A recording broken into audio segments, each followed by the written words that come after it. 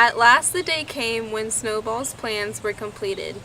At the meeting on the following Sunday, the question of whether or not to begin work on the windmill was to be put to the vote.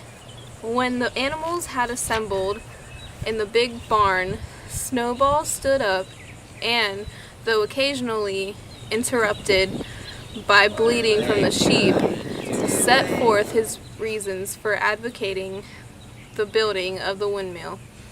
When Napoleon stood up to reply, he said very quietly that the windmill was nonsense and that he advised nobody to vote for it, and promptly sat down again. He had spoken for barely 30 seconds and seemed almost indifferent as to the effect he produced. At this, Snowball sprang to his feet and, shouting down the sheep, who had begun bleating again, broke into a passionate appeal in favor of the windmill.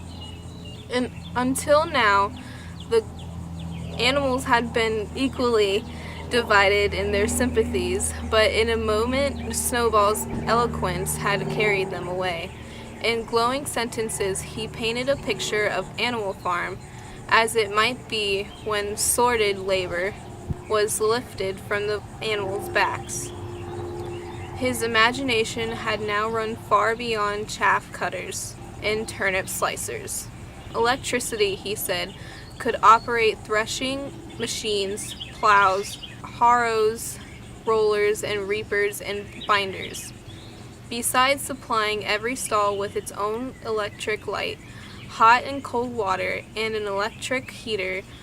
But the time he had finished speaking, there was no doubt as to which way they would go. But just at this moment, Napoleon stood up and, casting a peculiar sidelong look at Snowball, uttered a high-pitched whimper of a kind no one had ever heard him utter before.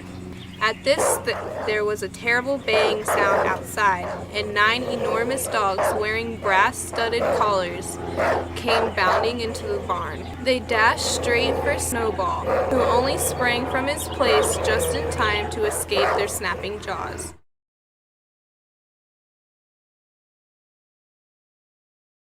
Watermelon!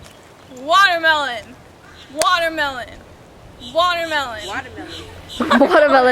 Watermelon! Watermelon! Watermelon! Watermelon! Point at them too, not just me.